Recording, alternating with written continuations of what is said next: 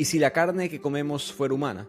No por accidente, no por crimen, sino por sistema. Esta distopía muestra un mundo sin animales, sin culpas, sin consecuencias, donde lo impensable se vuelve rutina y donde lo monstruoso no está en lo que se hace, sino en cómo dejamos de sentirlo. Y con eso, ¿qué dice entonces esta novela sobre nosotros? Sobre lo que estamos dispuestos a aceptar, con tal de no renunciar a nuestros placeres. Cadáver exquisito, de Agustina Basterrica. Bueno, mi gente, bienvenidos a este episodio de Bibliotequeando. Como siempre, su anfitrión, Ricardo Lugo, @Bibliotequeando en las redes. Los que están viendo esto en video pueden ver la nueva versión del estudio. Un defecto que yo tengo como personalidad, me aburro rápido. Y ya he cambiado por lo mismo varias veces el estudio aquí en la casa, pero creo que ya estoy acercándome a la versión, no voy a decir final, pero quizás más estable. Como siempre, sigan apoyando este concepto, 5 estrellas, compartiendo el podcast, discutiendo estos temas que aprendemos a través de los autores, de los libros. Sigan apoyando el blog, donde mi último artículo, basado en lo que hablamos en el episodio de Dominio de Tom Holland, ha causado respuestas interesantes como era de esperarse. Y por supuesto, lo que se quieran unir al club de lectura en el Patreon. Este mes tenemos a Dostoyevsky, Crimen y Castigo, y el siguiente mes Ray Bradbury con Fahrenheit 451. Pero pasemos a esta distopía moderna de Basterrica, autora argentina, nacida en Buenos Aires en el 74. Muy artística ella, es licenciada en artes y es gestora y curadora. Su manera de escribir es bastante simbólica. Yo lo hablé con ella en la entrevista. Los que recuerdan, ella vino virtualmente al podcast, episodio 150, por esa hora y cuarto en lo que uno puede conocer a una persona de esa manera. Sentí que ella es bastante, por lo menos en su trabajo, perfeccionista, ¿no? Ella decía que se quedaba siempre pensando cuál es la mejor manera de conseguir la palabra perfecta. Estoy más o menos descubriendo el agua tibia aquí, pero me dio la sensación que ella es muy vocal y que le importa tanto el mensaje que ella quiere comunicar, que por lo tanto se enfoca muchísimo en cómo ella comunica dicho mensaje en sus escrituras. Pasa años escribiendo cada libro y algo que me gusta de ella, y se lo dije en esa conversación, no te lo dice, te lo muestra, como hacen grandes autores. Ella no pareciera tener ni siquiera una opinión sobre el mundo que nos está pintando. Al pintarlo de la manera que lo pinta, a uno como lector no le queda otra sensación más que estar de acuerdo con el mensaje que en verdad, digamos, detrás de cámara, detrás del papel, el autor está tratando que entienda. Entonces ella me parece que es muy buena en eso. Esto va a ser una serie, eventualmente, Cadáver exquisito, pero ella misma lo contó. Tiene problemas con la compañía productora, pero cuando se solucionan esos problemas, que tienen ya mitad de una década, quizás ya tendremos esta serie que no dudo pudiera convertirse en un éxito cultural. Ahora, ¿de qué trata la obra? La premisa es sencilla y monstruosa al mismo tiempo.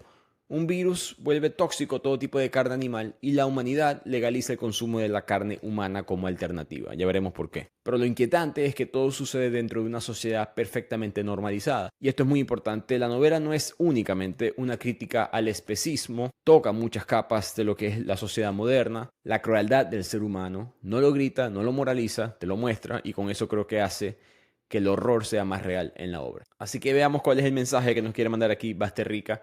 Empecemos con este resumen y análisis de Cadáver exquisito, que arranca diciendo que el mundo cambió para siempre el día que apareció el GGB, el virus, una enfermedad fulminante que volvió tóxica toda carne animal. Era imposible consumirla y con la propagación de dicho virus no hubo opción. Se extinguieron las vacas, los cerdos, las gallinas, mascotas. Se impuso una purga brutal y tras el pánico, suicidio, desesperación surgió la solución más impensada y sin embargo perfectamente orquestada: el consumo legal de la carne, pero la humana. Se empezó a permitir la cría, matanza y consumo de la carne humana, y esta práctica es aceptada y regulada dentro de este mundo. Un mundo, por cierto, que no es futurístico, es un mundo como el nuestro, de hecho en Argentina. Cosa que no es accidente, por supuesto, Argentina siendo uno de los países con mayor consumo per cápita de carne. Y en esta sociedad, la humanidad va a quedar dividida: los que comen y los que son criados para ser comidos. Este último grupo van a ser cosificados, van a ser llamados cabezas, productos, crías, carne especial, y así se oculta lo evidente, que son personas, que son seres humanos, pero decirlo en verdad sería un delito. Así que esa es la pintura que nos da Basterrica de este mundo. Muy importante entender que no es una especie de gran hermano totalitario que declaró que este era el modus operandi ahora en la sociedad, sino que orgánicamente la sociedad parece que no podía renunciar al placer de consumir carne. Las propias industrias de la época, por no perder su propio negocio, tenían que mantener el sistema de la producción de la carne de una manera u otra, y todo gravitó hacia el ser humano. Y con eso vamos a conocer al protagonista de la obra, Marcos Tejo, un hombre que será este perfecto Winston Smith a lo 1984, porque él va a formar parte de la burocracia del sistema, pero no se siente cómodo, éticamente puro, por formar parte de dicho sistema. No trabaja para el Ministerio de la Verdad, en este caso trabaja como encargado general en el frigorífico Krieg,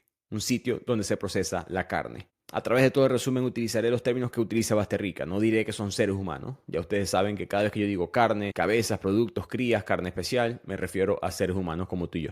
Ahora, Marcos tiene una vida personal muy difícil. Él vive solo, está separado de su esposa, ambos perdieron un hijo. Su padre, que él está cuidando casi exclusivamente, se encuentra demente, a un tipo de enfermedad mental, probablemente Alzheimer's. Pero hay un elemento también de que él no pudo sobrevivir al golpe de la llamada transición, refiriéndose por supuesto a ese cambio de nosotros, en el mundo que estamos tú y yo, a de repente comer carne humana.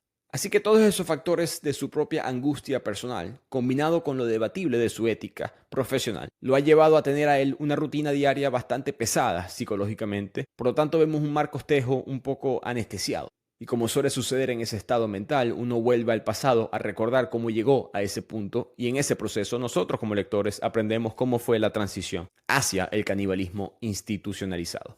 Hubo campañas de propaganda gubernamentales, corporativas, hubo eliminación masiva de animales domésticos, hubo histeria colectiva, suicidios, progresiva aceptación social del consumo de carne humana. Marcos recuerda con espanto las matanzas de las mascotas, de los perros, de los gatos, por hombres en trajes amarillos. Los animales dejaron de ser compañeros o comida, se volvieron enemigos invisibles, porque un rasguño era la muerte. El virus GGB se convirtió en ley, y con eso la realidad cambió por completo y parece que solamente unos pocos estuvieron perturbados. Los primeros casos de personas comiendo carne humana se escuchaban en círculos clandestinos, pero a medida que el miedo dominó, los gobiernos cedieron ante el poder de la industria. La industria de ganado, que había quedado paralizada, necesitaba continuar y vio en los seres humanos un perfecto reemplazo. Y así nació un sistema de criaderos, mataderos, donde los seres humanos son tratados como ganado. Y Marcos recuerda cómo en el debate se utilizaban ciertas palabras que ya nadie usa: asesinar, sacrificar, cuerpos. Él parece ser una de las pocas personas que recuerda que enseñar a matar es peor que matar.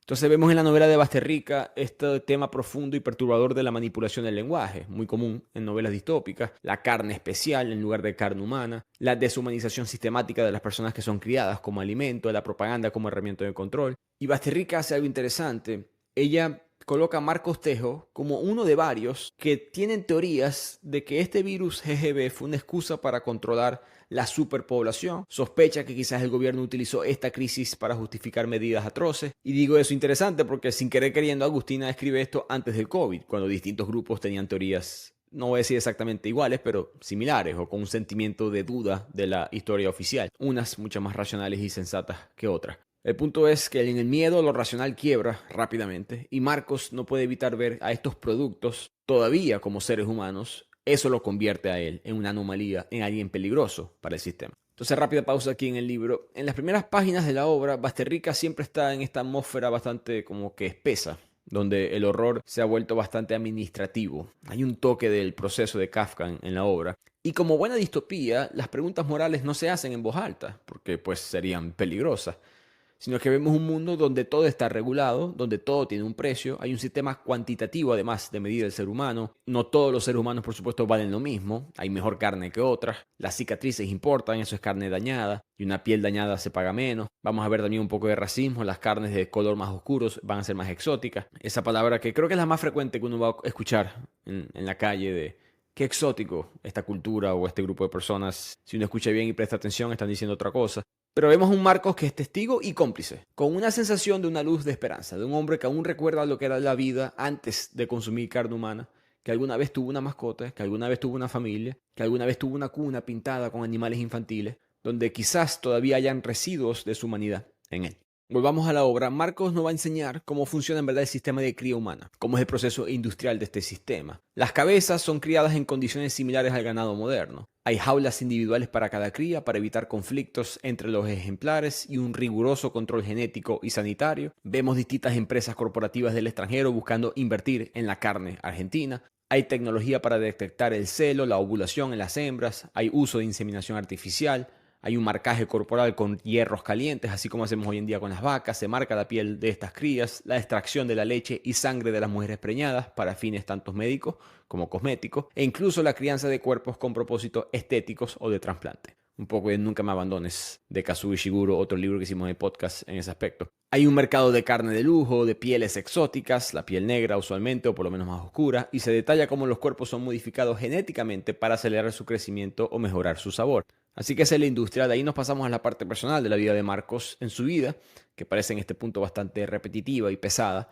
Sucede un día algo fuera de lo común. Un camión del criadero se aparece enfrente de su casa y le entrega una cría hembra, PGP, que significa primera generación pura, una carne de bastante valor, de parte de un personaje que se llama el Gringo, que es un personaje con el que él trabaja, de un socio de una empresa. Pero este regalo se va a convertir en una carga emocional y ética para Marcos. Él rechaza totalmente de plano la idea de criar a esta carne hembra o de consumirla y queda emocionalmente afectado por la presencia de ella, un cuerpo femenino desnudo, muda. Cabe destacar, está muda porque así son todos los cuerpos y crías en este mundo. Se les han extirpado las cuerdas vocales, se deshumanizan de esa manera y se evitan problemas dentro de los ganaderos. Marcos tiene un problema porque, como todos nosotros, con nuestras distintas dualidades, podemos ignorar nuestros defectos morales.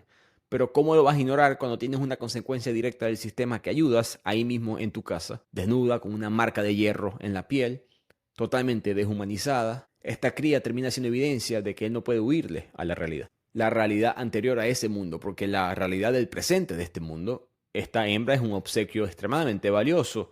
Es una hembra sana, vacunada, en edad reproductiva, con una dieta personalizada a base de almendras, sumisa, temerosa, y una escena que él se le acerca y ella se orina del miedo. Así que él toma una decisión y en un cuarto aparte, una especie de galpón que él tiene en su propiedad, decide encerrarla a ella, mientras que en secreto él la va a continuar alimentando con arroz, agua, cualquier tipo de sobrante. No sabemos exactamente si es por afecto o por incomodidad de su propio debate moral, pero por ahora vemos un Marcos que está debatiendo qué hacer con este obsequio. Porque recordemos, él no puede botarla. No piensen que él puede simplemente regalarla, toma, sé libre. Eso no es aceptado en este mundo. Primero que si la regala o si alguien más la toma en su posesión, ya sabemos cuál sería su destino. Y segundo, hasta cierto punto yo siento un Marcos que se da cuenta que esto es una prueba ética. Tengo una mujer vulnerable desnuda en mi casa en edad reproductiva, la puedo consumir y Agustina te deja eso para tu interpretación. Eso puede ser tanto sexual como consumir literalmente de manera alimenticia. Yo puedo hacer lo que yo quiera con esta persona, pero aquí está la prueba verdadera de la integridad de un ser humano. No es hacer o decir lo correcto cuando todo el mundo te está mirando. Es lo que haces cuando no hay nadie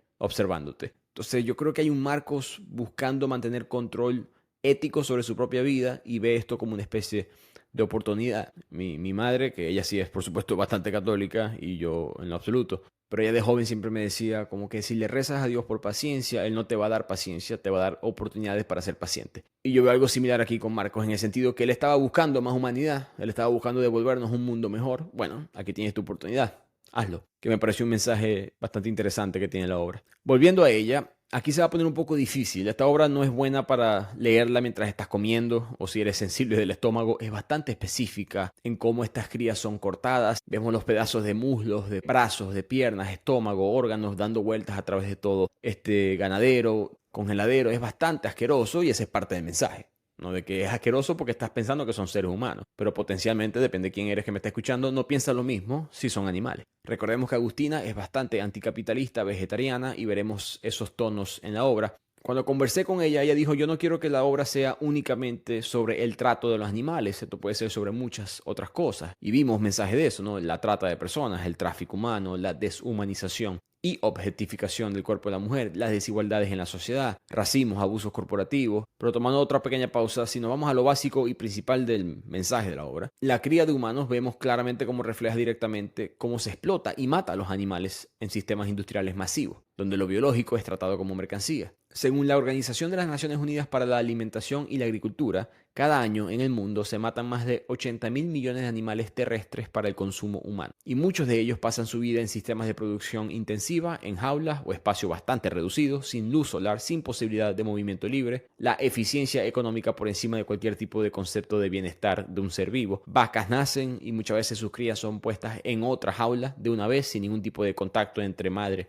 e hijo. Muchas veces vemos productos que son vendidos hasta más sanos con etiquetas como proteína animal o cortes vacunos. Para Basterrica esos son términos que disfrazan la realidad, en vez de poner explícitamente este es el cadáver de un animal. Vimos cómo los seres humanos son modificados genéticamente para ser más sabrosos, más fuertes, tener más músculo. Eso es extremadamente común. Yo a veces veo unas vacas aquí en Estados Unidos, en Texas, con un estado bastante ganadero, que parecen una versión superhéroe de este animal, ¿no? Por esteroides y otros tipos de químicos que consumen, sin su consentimiento, por supuesto. Pero quizás el ejemplo más popular a nivel mundial son las gallinas, ¿no? Ellas son genéticamente seleccionadas, las gallinas ponedoras. Ellas naturalmente, en verdad, ponen unos 20 huevos por año, pero son genéticamente seleccionadas para poner más de 300 por año.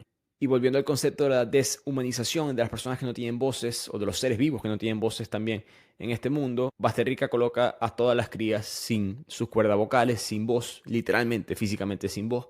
No tienen autonomía, son sumisas porque no les queda de otras y son explotados hasta que dejan de ser útiles, hasta que son totalmente consumidos. Hay una escena muy buena en el libro que él visita la carnicería Spanel y la dueña Spanel es una mujer enigmática, meticulosa, fría, ex empleada del frigorífico y ella es experta en los cortes y su negocio es un emblema nuevo del orden, ¿no? Ahora todo es limpio, es clínico, rentable e hipócrita porque ella un momento le ofrece cigarros a Marcos y ella le dice, Marcos, por eso que yo fumo y tomo y consumo alcohol, para que el sabor de mi carne sea amargo y así nadie pueda disfrutarme después de mi muerte. Entonces alguien que está enchufada con el sistema, pero no quiere en lo absoluto ser víctima del sistema. Que creo que es un mensaje bastante acertado del ser humano. Hay conciencia suficiente para entender cómo tus acciones son parte de una maquinaria brutal, totalitaria, deshumanizante, pero tu propia comodidad, y eso hay distintas definiciones de eso, no vas a querer sacrificarla. Entonces esa mujer que aparece por un pequeño espacio en la obra es una figura contradictoria, eficiente, práctica, adaptada a la lógica del sistema, el nuevo orden caníbal, pero al mismo tiempo consciente plenamente del horror que la rodea.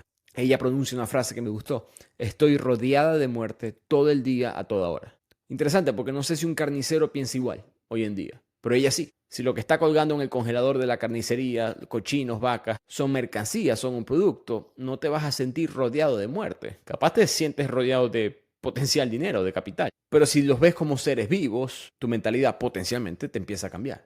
Y por lo mismo ella me gusta como personaje. Ella no se miente, tiene una visión mucho más lúcida, sí cínica, pero con una extraña forma de dignidad. Y ese gesto de fumar es hasta cierto punto un acto de resistencia. No me van a agarrar a mí. Nadie está a salvo, todos aquí me pueden consumir. Y así me mate, yo voy a consumir este cigarro para evitar ser víctima del sistema. So, you just started using LinkedIn Premium. Now what? Well, on your premium company page, you noticed around 7.5 times more page engagement and 5 times more page views. Well done. And now, new clients are messaging you. All because you're using LinkedIn Premium, which helps you get the business growth you want. Think big, small business. Think big. Start your free trial at linkedin.com/premium small business. That's linkedin.com/premium small business. Hey, business owners, we know you know the importance of maximizing every dollar. With the Delta SkyMiles Reserve Business American Express card, you can make your expenses work just as hard as you. From afternoon coffee runs to stocking office supplies and even team dinners, you can earn miles on all your business expenses. Plus, you can earn 110,000 bonus miles for a limited time through July 16th. The Delta SkyMiles Reserve Business Card. If you travel, you know. Minimum spending requirements and terms apply. Offer ends 7/16/25. Shopping is hard, right? But I found a better way. Stitch Fix online personal styling makes it easy. I just give my stylist my size, style, and budget preferences. I order boxes when I want and how I want. No subscription required. And he sends just for me pieces, plus outfit recommendations and styling tips. I keep what works and send back the rest. It's so easy. Make style easy. Get started today at stitchfix.com/Spotify. That's stitchfix.com/Spotify. Continuemos con la obra. Marcos, durante todas estas conversaciones y los días en el trabajo, él siempre está pensando en la cría, en el regalo, qué estará haciendo, estará consumiendo suficiente agua, estará comiendo. Él empieza a comprar alimento balanceado que se llama especial para cabezas domésticas. Me recordó una especie de peregrina, como alimento que uno le compra a una mascota. Procesado y no muy sano, en verdad, según estudios modernos. Sin embargo, al entrar al galpón, él encuentra a la mujer acurrucada, temblando, desnuda, nunca lo mira, bebe agua, pero con bastante sumisión. La escena es muy cargada de incomodidad, ese momento entre Marcos y ella. Nuevamente, Marcos es difícil de leer. No sabemos si tiene afecto o deseo hacia ella, sino que hay una mezcla de responsabilidad forzada con extrañeza, con no sé exactamente qué hacer en esta situación. Y además hay un elemento de peligro que agrega Basterrica en este punto en la obra. Él recuerda un caso famoso en la sociedad donde una familia fue ejecutada junto con sus crías hembras, porque tenían esas crías hembras, como Marcos tiene esta cría, trabajando en un taller clandestino. Estaban utilizando a las crías no como consumo de carne, sino como trabajo, básicamente como esclavas. Entonces, en este mundo, el canibalismo es legal, pero la esclavitud no. Vamos a tener todos estos ganaderos con crías, pero todo es con la intención de esta industria de carne humana, no para la industria de la esclavitud en sí. Mi punto es que Marcos tiene que tener bastante cuidado con lo que hace con esa cría. La mañana siguiente él se despierta con una llamada de la cuidadora de su padre. Recordemos que su padre está enfermo con demencia, él se nota en una especie de ancianato. Lo llaman porque tuvo su padre una descompensación leve y Marco tiene que ir a visitarlo. Antes de llegar, llega una escena muy emblemática en la obra que él para en un zoológico abandonado, donde solían estar los animales en las jaulas y por supuesto los seres humanos fuera de la jaula. Entonces es representativo de ese mundo donde nosotros solíamos estar dominando a las bestias, pero ahora las bestias somos nosotros. Cuando llega a visitar a su padre ya ni lo reconoce. Está balbuceando frases sin sentido, canta el himno nacional, vive en su propio delirio. Que nuevamente, Agustina para mí nunca te va a escribir nada sin intención. El padre de Marcos creo que es un símbolo del colapso psicológico de los que no pudieron sobrevivir a la transición. Porque a través de los recuerdos de Marcos aprendemos que su padre era como el escéptico de la familia, el que le enseñó a él a mirar el mundo con su propia conciencia. Su padre le hablaba constantemente del problema de la superpoblación, del colapso inevitable, del fin de los recursos, que eran los residuos de este hombre que pudo ver el peligro en su momento, pero ahora es prácticamente inexistente. Me recordó un poco al viejo mayor, ¿no? El cochino mayor de Rebelión en la Granja, que George Orwell escribe por supuesto para representar a Karl Marx como el profeta. El viejo mayor da el discurso, da la teoría para que los animales se den cuenta cómo están siendo explotados y tomen control de la granja. Pero el viejo muere antes de que todo eso llegue a suceder. El padre de Marcos tiene una, para mí, estructura similar en la obra. Sin mencionar que reforza las ruinas psicológicas en las que vive Marcos. Él está en la ruina de su padre, en la ruina de su matrimonio, en la ruina del mundo de antes y en la ruina de haber perdido un hijo. Con eso llegamos a una escena quizás hasta más fuerte de la obra, que es que él entra al cuarto vacío de su casa y ahí hay una cuna. Era la cuna de él cuando él fue bebé y también la cuna de su hijo, el hijo que falleció. Pero vemos la cuna decorada con animales sonrientes, osos, patos, soles felices, símbolos de un mundo anterior, con esperanza, hasta ingenuo, que ya no existe. De hecho, en Cadáver Exquisito no se venden cunas con dibujos de animales, porque se evita representar lo que ya fue exterminado. Muy a la Revolución Francesa, ¿no? Cuando la Revolución Francesa entra y quiere separar por completo el concepto de la religión de la sociedad, ellos cambian el calendario para quitar los domingos, forman sus propias iglesias, pero no con conceptos de iglesia, sino rezándole a la racionalidad, a la ciencia. En ese aspecto hay una especie de revolución social ocurriendo de una manera u otra en este libro. Pero vemos un Marco nuevamente en 3 y 2, en el medio, sin saber qué hacer con la cuna. Parte de él quiere deshacerse de la cuna, la otra parte quiere mantener. Igual con su esposa, ellos están separados, su esposa se llama Cecilia, ella se ha ido a vivir temporalmente en la casa de su madre, la relación entre ellos está muy fracturada, pero todavía existe un vínculo, hay una esperanza de que los dos puedan mantenerse juntos. Pero estaba leyendo recientemente sobre eso, es muy difícil para muchas parejas sobrevivir la pérdida de un hijo y se siente que ese es el dolor inmenso que ambos están sufriendo. Con ese dolor en el medio es casi imposible expresar el amor entre ambos. Pero volviendo a esa escena, la cuna representa el mundo que hubo, el hijo significa la posibilidad de regeneración, de esperanza, de un legado, el hecho de que ese hijo está muerto es una especie de negación de mañana, de que estamos atorados en este mundo contaminado moralmente, y cada vez que él sufre esos momentos tan duros, siempre está la opción de que Marcos pudiera violar a esta cría. Él no lo piensa directamente, nunca vemos ese pensamiento en él, pero a través de toda la obra hay pistas de parte de Basterrica, ¿no? La hembra está constantemente desnuda, siempre está muy sumisa, aceptando lo que sea que le ofrezcan entre comillas. Veremos cómo esta relación entre la cría y Marcos va a ir cambiando. Él empieza a interactuar mucho más con ella, nota que a veces está sucia, que tiene los pies con callos, con manchas negras, con las uñas largas. Él la empieza a bañar y lo hace con bastante delicadeza, como quien limpia algo valioso o frágil. En el momento que la está bañando le rozó los senos sin intención clara, pero lo rozó, sin violencia, pero con una línea ética bastante borrosa. No hay manera de que ella en verdad dé un consentimiento posible, no solamente por el hecho de que no puede hablar, sino por los factores macroeconómicos, macrosociales. Ella está totalmente subordinada en esta sociedad. Tiene que aceptar lo que Marcos le ofrezca. Y Marcos, por mucho que esté en contra de eso, está atrapado en ese mundo, está atrapado en esa lógica. Y esa noche, con el peso de esa dinámica, su padre, el trabajo, la cría, él decide: voy a desarmar la cuna. pero no la destruye. Él quita las piezas y las guarda. Él quiere seguir adelante, pero no puede olvidar el mundo en el que se encuentra. Y cada vez que eso pasa, él vuelve como a la cría. Bastante simbólico esa dinámica. Entonces él se acerca a esta cría en el galpón. Ella está acostada, cubierta con unas sábanas y se sienta a su lado. Primera vez que hacen contacto visual directamente. Y ese contacto activó algo en él. La besó. Ella no responde, tampoco se resiste, pero no responde. Y el beso se convierte en una caricia y luego, por supuesto, en sexo. Agustina no nos deja claro si es una violación descarada. El texto no lo describe como una, pero la escena es ambigua, con intención. Ella no tiene voz, no tiene libertad, no tiene posibilidad real de consentir. Lo que ocurre es una mezcla de deseo, necesidad afectiva, poder y dolor. Marcos hasta llora después de esto. Nuevamente, no es violenta la escena sexual, pero es bastante perturbadora y éticamente turbia. Y aquí empezamos a perder un poco de esperanza quizás con Marcos. Lo que el sistema le permite, él lo está haciendo, aunque le duela.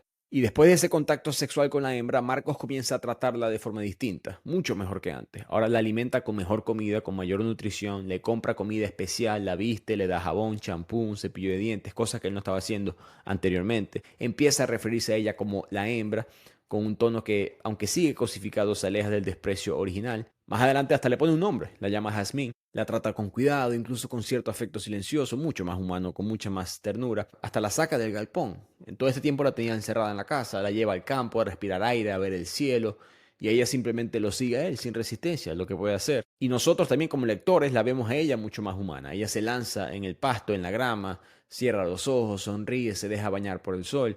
La escena tiene un tono extraño, íntimo, casi tierno, pero siempre bajo este poder asimétrico entre ambos. A lo que regresan él la baña, pero ahora no la duerme en el galpón, sino que la duerme en otra cama, en otra habitación de su casa. Entonces él la incorpora a ella a su intimidad. Esa línea entre mascota, esclava, mujer, compañera, se pone un poco borrosa y no sabemos exactamente cómo, pero Marcos va a tener que lidiar con eso. En una de esas noches vemos un aspecto de la vida normal de Marcos. Él tiene familia, tiene una hermana, y se reúnen en la casa de su hermana y escuchamos al cuñado Rubén. Y Rubén va a significar estas personas que están totalmente adaptadas, contentas en el sistema. En la cena le hace comentarios bastante misóginos, racistas, caníbales, sin filtros, habla de las hembras en términos de consumo, de placer, se burla de aquellas personas que humanizan a los productos. Hasta contó con mucha naturalidad que tuvo una hembra, la embarazó y la comió luego del parto. Marcos no reacciona, no lo puede hacer hasta cierto punto, pero el asco lo consume fuertemente, internamente. Necesita fumarse un cigarro, se aleja un poco de la reunión, se aleja de ese círculo, de esa mentalidad, pero al mismo tiempo no lo confronta. Y ese silencio lo convierte en un testigo pasivo de un sistema que lo sigue absorbiendo. Mientras que en la casa la hembra ahora se mueve con mucha más libertad. Ya no está amarrada, ella solía estar amarrada, literalmente como si fuera una mascota, sino que ahora es una persona más en la casa de Marcos. Y Marcos está a veces sentado en la sala y la ve a ella moverse por la casa. Él la mira, le mira el cuerpo, ve cómo se mueve, ve cómo tiene su propia presencia. No hay por supuesto ningún tipo de comunicación verbal, ni siquiera intelectual, ni ningún concepto de igualdad. Pero vemos a la cría, a Jazmín, con una presencia silenciosa que va ganando terreno en la casa de Marcos.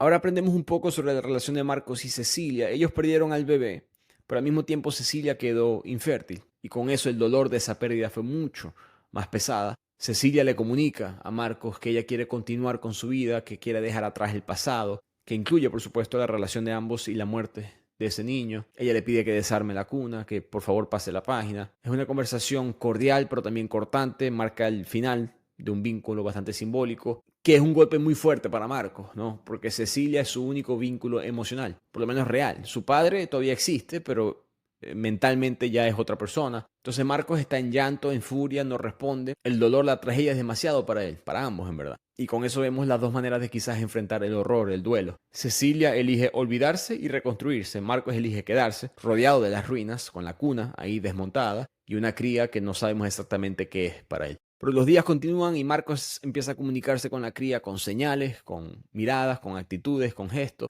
Por supuesto, ahí están los mensajes de Agustina más patriarcales, antipatriarcales, de la mujer como propiedad, sin voz, sin derecho a elegir. La relación Marcos-cría es eso al extremo, porque aún así él dice que la cuida, que la respeta, que la quiere, pero para que haya amor tiene que haber igualdad, y no la hay, por supuesto, entre estas dos personas. Que nos lleva a una pregunta pues interesante que creo que se debate muchísimo en el mundo de hoy en día. ¿Puede haber amor en una relación que no está construida con la igualdad? Veremos la respuesta más adelante. Pero continúa la obra, Marcos continúa con los actos sexuales con la cría y todo se hace más incompatible, ¿no? Moralmente dentro de su mente. Especialmente en el frigorífico, en el trabajo, él ahora ve todos estos cuerpos, todas estas crías, todas estas cabezas y no puede evitar pensar en su propia cría, que le ha tenido, por supuesto, afecto. Entonces algo tiene que ceder. O el sistema está equivocado, en cuyo caso debo rebelarme de alguna manera u otra, o lo opuesto. Yo soy parte y un monstruo de este sistema. Y ahí cambia todo. Un momento impactante en la obra se revela que la hembra está embarazada. A pesar del golpe de la noticia, Marcos no parece asustado, más bien lo vive como una especie de prolongación de lo inevitable de este vínculo que le había creado con ella. La comienza por supuesto a cuidar aún más, le prepara alimentos con vitaminas, la protege, observa su cuerpo cambiar, van a pasar los meses y vemos cómo el embarazo crea una nueva conexión entre ellos, pero ahora vamos a ver las amenazas directas del sistema desde afuera, algo que no habíamos visto mucho en la obra. Este gran hermano caníbal, Marcos recibe una visita inesperada, corta y muy tensa, de un emisario del sistema, o una especie de inspector, que le dice que ha notado irregularidades. Hay registro de una hembra PGP desaparecida. Y Marcos rápidamente a lo que escucha eso, en su mente dice: esa es posiblemente la misma hembra que el gringo me regaló, que es esta cría que yo tengo, por supuesto embarazada, escondida en mi casa. Las autoridades, por lo tanto, le están informando que estamos revisando si fue desviada en el circuito legal, si fue utilizada o vendida de alguna u otra manera en el mercado negro. Le recuerda este inspector a Marcos que tener una cabeza no registrada es delito grave, incluso si fue adquirida sin costo. No lo acusa directamente, pero la insinuación es bastante clara. Le hace saber a Marcos que sabemos, o por lo menos sospechamos, de lo que estás haciendo. Y ahí Marcos se da cuenta que mi pequeño mundo doméstico que yo tengo aquí, esta especie de fantasía sin ningún tipo de claridad moral, está en peligro. El sistema puede tocarme la puerta en cualquier momento, la hembra puede dejar de ser una compañera y volver a ser lo que es en la realidad de este mundo, un simple cuerpo registrado, rastreable, reclamable. Así que el tiempo se le acaba a Marcos, pero él decide: voy a proteger a esta cría, tengo que protegerla, mi hijo está en ella. Pero no estamos claros desde el punto de vista de igualdad, desde el punto de vista ético, por qué Marcos toma esa decisión. Sentimos que hay algo más profundo que está sucediendo. Y con eso llegamos al descenso de la obra, ¿no? Al descenso bastante definitivo que te va a golpear emocionalmente, que va a ser un reflejo de un mundo que ha perdido la habilidad de distinguir entre el alimento y el alma. Recuerdo que este fue el espacio filosófico que yo más debatí durante la obra, porque cómo algo humano, que es el hijo de Marcos, puede nacer de algo que no es humano. ¿Qué es entonces esa vida? ¿Es una aberración? ¿Es un milagro? La sociedad y nuestro personaje específicamente tiene una pregunta imposible de responder. Y con eso Basterrica para mí profundiza su tesis. La lógica de la crueldad, cuando es institucionalizada, no solamente devora cuerpos, sino que devora también el lenguaje, el concepto de lo que significa ser un ser humano, absorbe a todos en esta maquinaria y al formar todos parte de la maquinaria, estamos pues condenados. Y Marcos, que nunca tiene un buen día en la obra, de repente le llega otra noticia: su padre ha muerto. Su hermana ahora quiere de manera muy hipócrita como pagar por todos los encargos, por toda la situación. Personas que se nota que no cuidaron a la persona en vida, ahora quieren regalar las flores en muerte. Ya no hay humanidad en este mundo. Con eso volvemos a una escena en la empresa, en el frigorífico. Marcos recibe una llamada urgente de una compañera de trabajo. El tono es bastante alarmante, algo sin precedentes ha ocurrido. Ella necesita que él vea esto con sus propios ojos. A lo que Marcos llega a la empresa, descubre el horror. Había un camión jaula, como esos que vemos en la autopista, que llevan vacas o llevan ganado, pero que en este caso transporta las crías de este mundo distópico. El camión se volcó y no está claro si fue un accidente o intencional, por el punto que el camión tuvo este accidente, y hay un espectáculo dantesco. Hay personas marginadas de la baja clase, hambrientas, que están totalmente destituidas por este sistema, han invadido el camión y están asesinando brutalmente a las crías. Es una escena que parece el séptimo círculo del infierno. Estamos viendo a seres humanos asesinando a otros seres humanos, muchos practicando canibalismo ahí mismo con carne cruda. Barbarismo puro, las descuartizan, las persiguen como animales, les cortan los miembros. Incluso hay niños que están participando en todo esto. Arrastran a los restos humanos como si fueran juguetes macabros. Violencia totalmente desesperada, salvaje, visceral. Mari, que es la mujer que llamó a Marcos del trabajo, está hasta llorando. Ella le cuenta que el hombre que maneja el camión le dice Luisito, se nota que hay una especie de conexión entre ambos desde el punto de vista profesional. El conductor en el accidente también fue atacado por la gente y fue asesinado antes de poder escapar. Y él era un hombre responsable, padre de familia. Su muerte la desarma a ella. Ella dice que esto es injusto, porque hacen estos actos de brutalidad. Estos no son humanos, estos son animales salvajes. Lo repite muchas veces con odio y con llanto. Entonces no solamente las crías están deshumanizadas, la clase baja también. Pero mientras esta mujer está teniendo su especie de colapso mental, Marcos habla con Craig, con el jefe de la compañía, y ambos reconocen la gravedad del asunto, pero Craig no habla de justicia, habla de represalia. Él quiere eliminar a los que Agustina llama los carroñeros, los marginados, los clase baja. Propone hasta matarlos a todos. Y aquí Marcos, que se nota ya emocionalmente y moralmente quemado, como agotado con todo, responde con una eficiencia bastante criminal. Él dice: agarremos varias cabezas, varias crías, inyectémosles veneno y se las damos a ellos. Así la gente pobre va a consumir toda la carne robada y distribuir la carne contaminada entre ellos. Las muertes van a aparecer producto de carne en mal estado y así no habrá forma de rastrear la responsabilidad a nosotros. El jefe acepta, Marcos se va de la empresa, vemos a la policía llegar a la escena, pero ya no se siente que Marcos tiene compasión, ni por Luisito, ni por los carroñeros, ni por su mundo interior. Lo único que ya quedó es ceniza, cálculo y vacío. Y con eso llegamos al día del parto. La cría, Jazmín, está tendida, pálida, con signos evidentes de dolores, quizás de un parto en bastante complicación. Desesperado, él está buscando una solución, él no quiere que esto vuelva a suceder, que vuelva a perder otro hijo. Y en la desesperación decide llamar a la única persona que puede quizás entenderlo en ese momento, su esposa, a Cecilia. No le explica exactamente lo que está pasando, pero le pide que por favor venga de inmediato. Ella, desconcertada por el tono y el pedido, accede. Cuando llega, Marcos la abraza con una mezcla de urgencia y cariño, pero le advierte: mira, lo que estás a punto de ver, necesito que tengas la mente abierta. La lleva al cuarto y Cecilia ve a la mujer embarazada en su cama. Y Cecilia entiende exactamente lo que sucedió cuando ve la marca de la cría, esa marca quemada en la piel de ella. Se da cuenta que es una hembra producto de consumo. Con eso tiene una reacción de horror, grita, lo acusa de que eres un enfermo. Pero Marcos no se defiende, solamente le aclara: es mi hijo. Esta cría está pariendo mi hijo. Esa frase lo cambia todo porque Cecilia es enfermera. Y al saber que el bebé, un paciente, está en peligro, ella reacciona con su entrenamiento, pide agua, alcohol, almohadas y se prepara para asistir a esta cría en el parto. Un parto largo, dificultoso, intenta guiarla, pero por supuesto hay esta barrera de comunicación, ¿no? Jazmín no puede hablar, no puede expresar exactamente qué es lo que le molesta, qué es lo que le duele. Marcos decide permanecer afuera, de una manera bastante tradicional también, el hombre no presente en el parto. Así que Marcos está del otro lado de la puerta, solamente escuchando los gritos de su esposa, recibiendo el hijo de Marcos que va a nacer dentro de esta cría que es su propiedad para consumo. Bastante distópica la escena, y de repente todo cae en silencio hasta que se escucha el bebé llorando. Tanto la cría como el bebé sobrevivieron el parto. Cecilia lo sostiene, agotada, sonriente, se lo pasa a Jazmín, que está bastante débil del parto, y ahí entra Marcos, agarra al bebé, lo toma en sus brazos, lo besa. Este niño es un varón, es un milagro imposible, parece redimir todo, y ahí él le pasa el bebé a Cecilia y le dice: ahora es nuestro.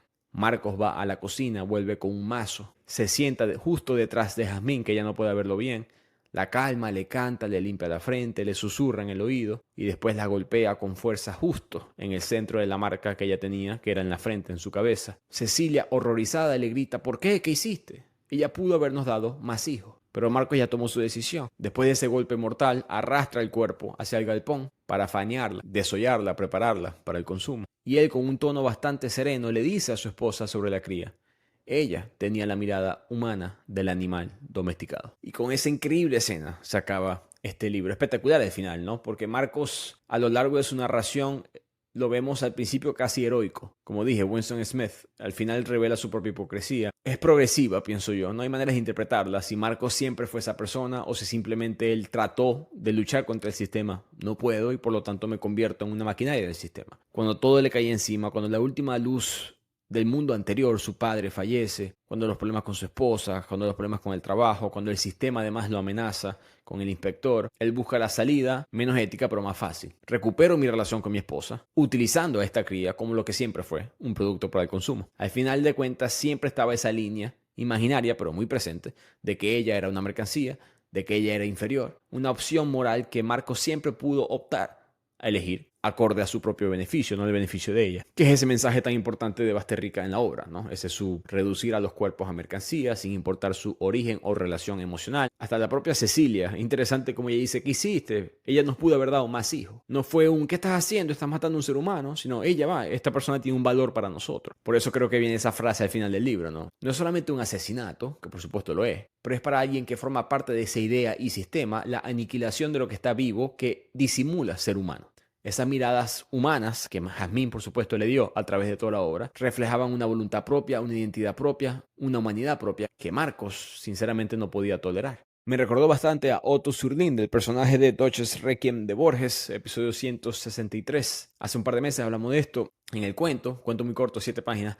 Otto Zurlinde es un nazi ficticio que al ser capturado por crímenes de guerra no está arrepintiéndose de lo que hizo, está explicando por qué lo hizo. No como excusa, sino asegurándonos que él estaba del lado correcto desde su punto de vista, por supuesto, de la historia. Y hay un momento que este personaje ficticio cuenta un momento que en el campo de concentración él tuvo que matar a un poeta judío. Y Zurlinde es un hombre bastante culto, leído de las artes, de la literatura, de la poesía, y matar a este poeta fue muy difícil. Pero esta versión nueva del ser humano que traía esta ideología nazi, que para él era comparable con el inicio del Islam o del cristianismo, una versión nueva del ser humano, requería que ellos mataran a la compasión que ellos tenían dentro de ellos mismos, porque veían esa compasión como una debilidad. Entonces era necesario matar al poeta para poder así llegar a su propia versión corrupta del paraíso. Yo creo que eso fue exactamente lo que hizo Marcos en esta obra. Me gustaría saber si Agustina Basterrica ha leído ese cuento, ella que respeta mucho a Borges. Entonces, para mí, en la mente de Marcos, él hizo lo correcto, desde su punto de vista. Para que eso sea lo correcto, ella tiene que ser carne, la cría. Jazmín, que nadie sabe cuál sería su nombre verdadero, pero Jazmín debía ser carne. Por lo tanto, al matarla no puedes quedar como que golpeado emocionalmente. Es un producto, es un consumo para el ser humano. A lo que la matas, ¿qué vas a hacer? La vas a desollar, la vas a procesar, la vas a cortar, la vas a picar, la vas a convertir en carne. Entonces con eso Basterrica no ofrece para mí redención en la obra. No hay un evento heroico, hay una especie de fatalismo humano. Cualquier acto de ternura ha sido contaminado por esta lógica del mundo distópico de la novela. Y en eso sí se parece a Winston Smith de 1984, que, spoiler, se rinde ante el sistema al final de la obra. Agustina, hablando con ella, en lo máximo que se puede conocer una persona, hablando con ella hora y cuarto, hora y media, ella le gusta que la gente interprete, ¿no? Entonces creo que ustedes pueden interpretar nuevamente si Marcos siempre fue esto o una especie de progresión moral, de corrupción moral que fue progresivamente empeorando. Vemos como cronológicamente el primero acepta una cría hembra en su casa. Segundo, la empieza a mirar de manera diferente. Esa escena que le toca los senos cuando la estaba bañando. Tiene relaciones sexuales con ella. Se apega emocionalmente, pero nunca la libera. Cuando se le presenta la ocasión de escapar o rebelarse, por ejemplo en el parto, elige restaurar el orden. A mí me recordó mucho a momentos que yo viví en mi país que yo consideré distópicos y todo el mundo a mi alrededor los consideró normales. Y uno de mis estudios preferidos se llama el estudio del Nudge Theory. Nudge es empujón en inglés. Y es un estudio bastante replicable que se inició en el Parque Nacional en Arizona, el Petrified Forest Park en Arizona. Y el parque tenía un problema serio. La gente se llevaba la madera petrificada del parque, como recuerdo. Para evitar que la gente hiciera eso, ellos pusieron un anuncio inmenso que decía, y lo leo: muchos visitantes han robado piezas de madera petrificada del parque, lo que ha resultado en la pérdida de toneladas de material cada año. Por favor, no robe. Por supuesto, es un mensaje perfectamente lógico, buscando desalentar el robo de las piezas fósiles. Pero falló catastróficamente. De hecho, lo opuesto sucedió. Aumentaron los robos de la madera petrificada. ¿Por qué? Por el concepto del Nudge Theory, de esta teoría del empujón, que es un descubrimiento bastante interesante para mí de la mentalidad del ser humano. Cuando a una persona le comunicamos, intencional o no intencionalmente, un mensaje que normaliza un comportamiento humano, que comunica que hay un comportamiento humano que es bastante repetido en otros miembros de la sociedad, ese individuo que está expuesto a esa información, lo que sucede internamente es que considera dicho comportamiento, sea correcto o no, como perfectamente normal. De manera coloquial, si muchos lo hacen, entonces todo el mundo lo puede hacer. Porque si los demás lo hacen, no puede ser tan grave. Y esa es la parte interesante del estudio. ¿Qué hicieron? Cambiaron el mensaje en el parque. Ahora el anuncio dice: por respeto a los futuros visitantes y a este patrimonio natural, por favor no remueva piezas del parque. Ya está, no están avisando que otras personas están robando. Quitaron ese elemento del anuncio. No vamos a decir que los demás lo están haciendo, aunque es verdad. Pero al no decir que lo están haciendo, ahora la gente no normaliza en su mente esa actividad y lo dejan de hacer. Y así fue, bajó el robo en este parque nacional. La gente dejó de robar porque dejó de leer que otra gente estaba robando.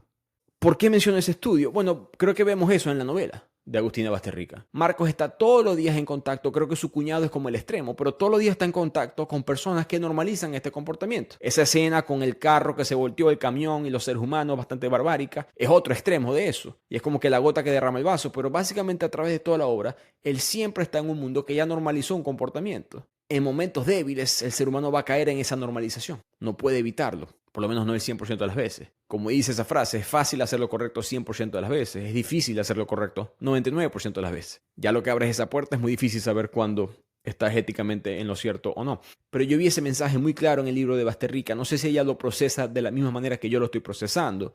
Pero para mí, esto es un pecado que se comete tanto en el mundo moderno. Pecado de manera, por supuesto, metafórica. Pero yo en Venezuela lo vi a cada rato. Creo que todo venezolano ha escuchado la famosa frase: aquí todo el mundo roba. Y no estamos hablando de robar con pistolas, sino robar de negocios, de cualquier guiso, como le decimos nosotros, de buscar la manera de imprimir dinero, de aprovecharse del dinero de los demás, de ser más vivo que los demás. Eso se repetía mucho en la sociedad. Y eso no solamente fue distópico, sino que empeoró la situación. Porque al todo el mundo pensar que todo el mundo está haciendo eso, que es mentira, no todo el mundo hace eso. Para mí empeoramos la situación en mi país socialmente hablando.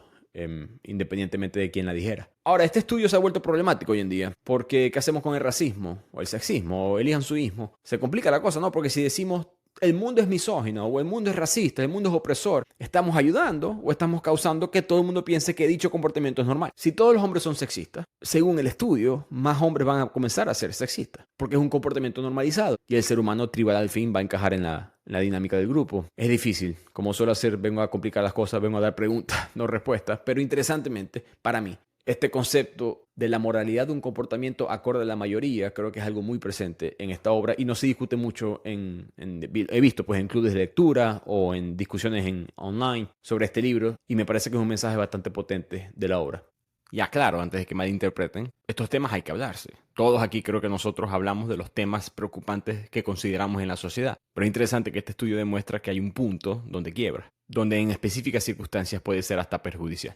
Por último, quiero concluir con este mensaje de la banalidad del mal, ¿no? Marcos, a mí no me da la sensación que es un sádico. La última escena claramente es un sádico, sino que es un hombre que, en nombre del orden, tanto del sistema como de su propia mente, que estaba a punto de colapsar, sentí yo, comete el crimen pues más brutal, que es uno de esos grandes secretos obvios de las distopías, de los sistemas de control del ser humano. Los sistemas no necesitan monstruos, solamente necesitan operadores obedientes. Y Marcos se convierte en ese operador muy obediente. Y la vida del bebé es una manera de pagar el costo de reafirmar la violencia que la hizo posible. Es una restauración del orden en cuanto a la vida de Marcos dentro de este nuevo sistema. ¿Hubiesen hecho ustedes lo mismo? Piensen cuántas personas no toman decisiones poco éticas financieramente hablando para que sus hijos puedan entrar en el colegio privado, para pasar del piso 5 del edificio al piso 10, para mudarse para el vecindario que es. ¿Qué tan diferentes somos nosotros a Marcos? No asesinamos a alguien con un martillo, con un mazo en la frente. Pero como argumenté en el episodio anterior de las distopías entre 1984 y Un Mundo Feliz, estos libros no son predicciones exactas, nunca han sido profecías.